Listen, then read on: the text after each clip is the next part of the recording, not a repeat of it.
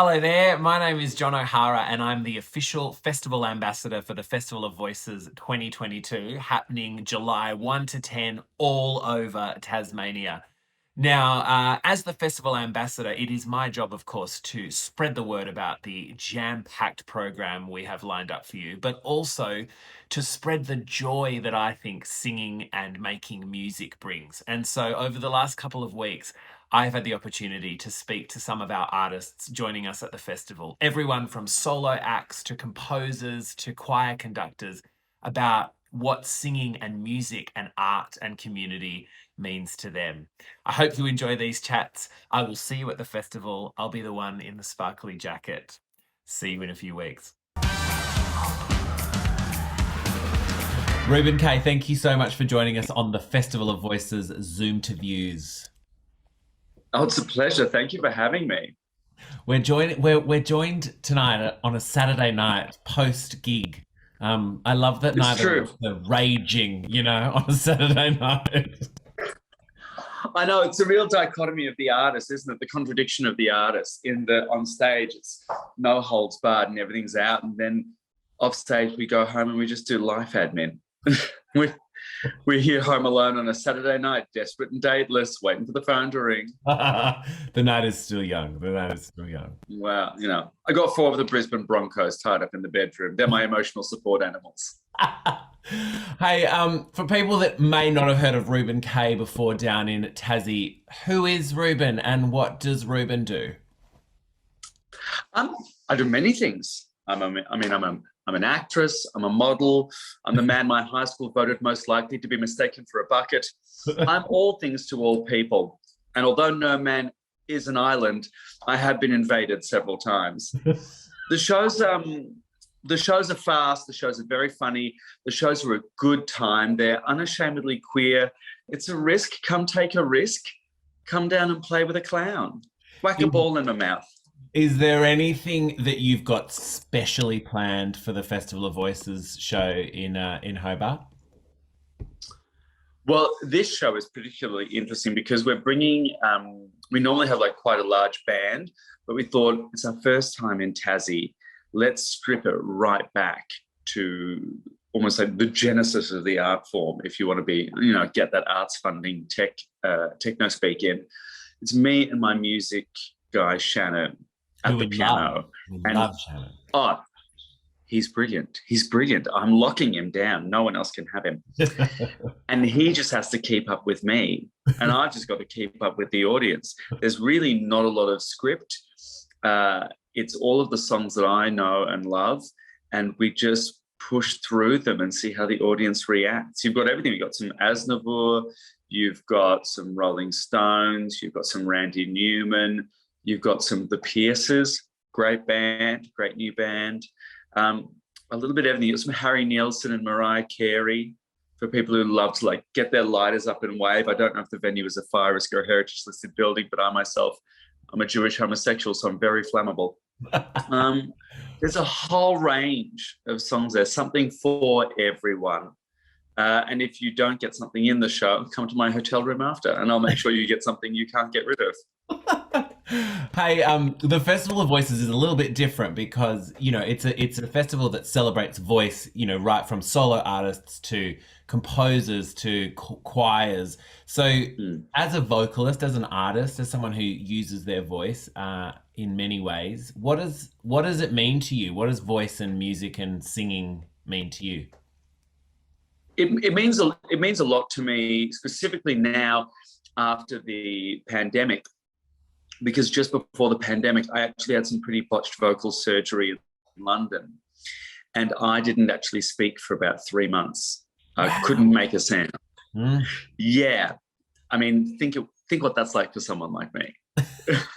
It was pretty scary and pretty torturous, and it was the 3 months of enforced silence to let my cords heal, to recover from 2 surgeries. And then 2020 was a year of full vocal rehab with no assurances that I would be back to full strength. It was a lot to deal with mentally and emotionally and physically. But it came back because of diligence, rehab, a great team, came back stronger than ever. In fact, hitting notes that I wouldn't have been able to hit before. I mean, So, everyone I think it's something that everyone should go what I went through. So it's so valuable to me, and I've always loved singing, and I've worked my ass off to sing. And I think that everyone can sing. I was told when I was younger that I was tone deaf and I couldn't sing and I shouldn't sing. But I found a singing teacher who at the time I thought was absolutely hippy-dippy out of this world. It was like anyone can do anything they put their mind to. And slowly she just taught me how to sing. And I think that's something that has helped me in my life, and I think it helps anyone who wants to sing should. It's a cathartic, beautiful process. That's a great segue into what was your first real memory of singing as a kid or as a teenager? Oh yeah, being told I was terrible at it. Right. Yeah. It was definitely my first movie that I ever saw was Night at the Opera by the Marx Brothers, Night at the Opera. And there's so much amazing singing in that. And then West Side Story. So I was raised in this, and my brother was an opera singer, my dad's a painter, mum was a dancer, and then a filmmaker. I was raised in a very artistic family and a very musical family. Music was always being played in our house. There was never a quiet moment. So singing for me was, I don't know, I think the first memory of it possibly in the womb. That's what the first show was. The lighting was terrible, but the entrance was fantastic. Hey, who are your vocal heroes? Oh, don't look me for my vocal heroes, because they're people like Marianne Faithfull, or Bonnie Tyler, these raspy voiced women who've had lives, because I think too much emphasis is placed on perfect voices and clean voices. And I love a voice with character. I love a voice that's been through something.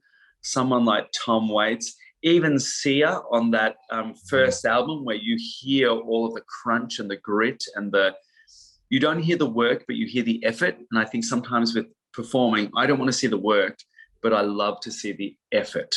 Yeah. I want to know what you're doing, and that what you're doing takes some grit from you. Some people like that, I think. Marianne Faithfull's a great influence. Who else? I love Nancy and Ann Wilson of Heart. Yeah. Who's, vocal chops on them. John Farnham's voice. I say this, I think he's had a bit of a rough ride because he's chosen mostly novelty songs, which means that his career doesn't necessarily get taken as seriously. That's what a brilliant singer he is. Tom Jones. Sure. People think of him as like leopard print open shirt, kind of loungy sleazeball singer, but the technique in it and the some of his phrasing and breath control.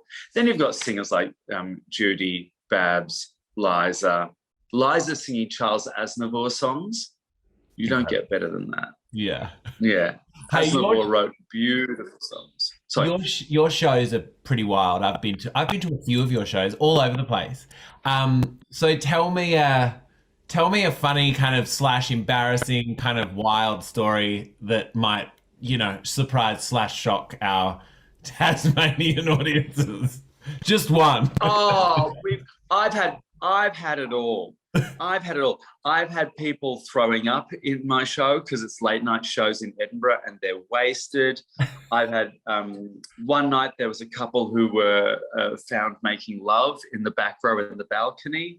One time I looked up in the audience and there was Neil Patrick Harris, straight off the back of Hedwig, was in the audience. I once did a show for, oh God, I've forgotten her name. How silly. She's British. She's very sexy. She was in Bedazzled with Brendan Fraser. Oh. Do you know what I mean? No, I know the actress. I don't know the name. Mm-hmm. We'll fact. Yeah, I'll see if I can. Like I was doing a show in London. Yeah. And bedazzled. Elizabeth, right. So I was doing a show in London and I looked out into the audience and suddenly there was Elizabeth Hurley and the Beckhams. And we finished the show. I was a bit starstruck. And then this person tapped me on the shoulder and I turned around and it was Elle Macpherson, the body herself, who said, "You're wonderful." And I was like, "You're wonderful. We're wonderful together. Can I have some money, please?"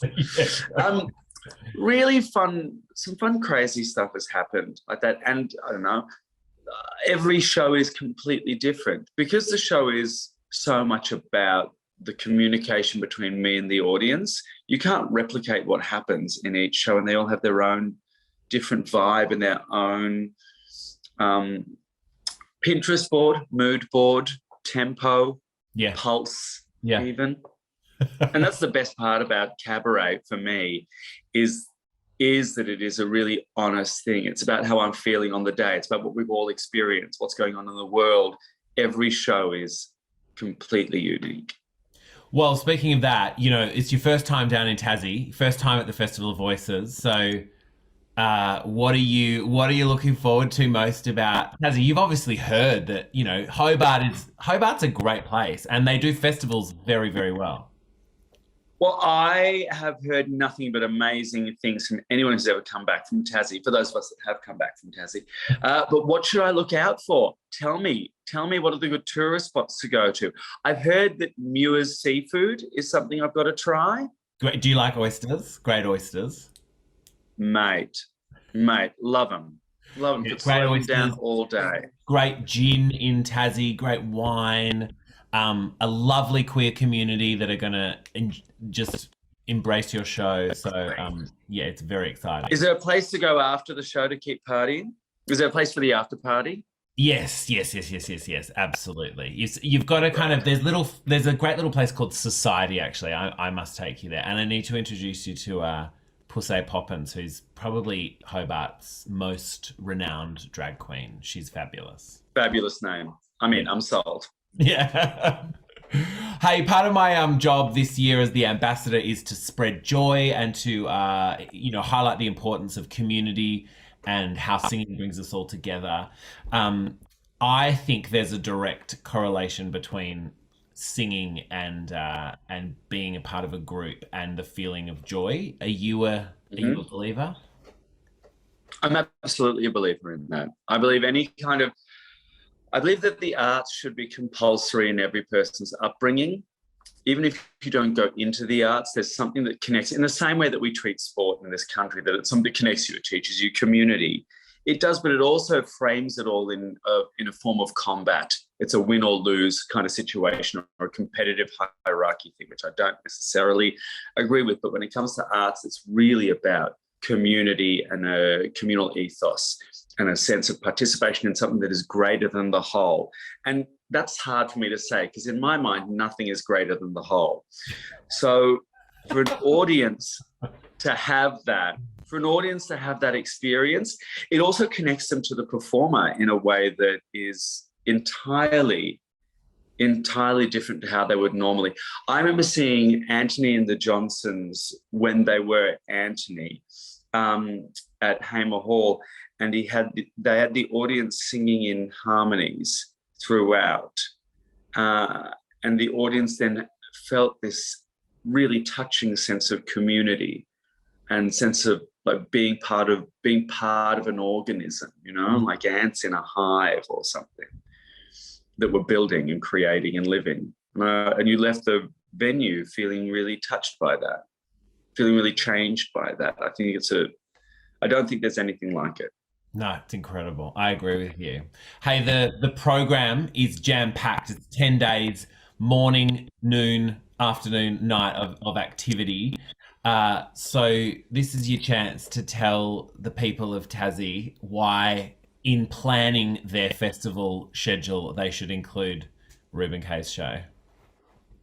I mean, go and see whatever you want in the festival, but I always say go and see art that's made by people who don't look like you, who don't think like you, because it's the only way we change the world. It'll make you better as a person and it won't even hurt just a little bit.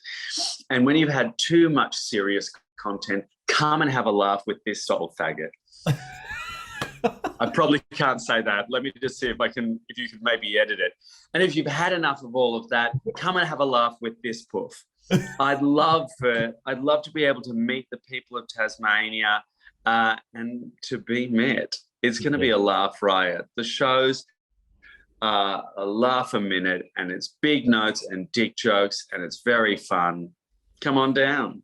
Amazing. Well, Reuben Kaye plays the 8th of July at 7 p.m. at the Hobart Town Hall. All of the ticket details are at the Festival of Voices website. Reuben, I personally cannot wait to have a little party with you in Hobart in a couple of weeks. We'll see you on the island. I'm there already in spirit. I'm snorting Barocca as we can. See you soon. See ya.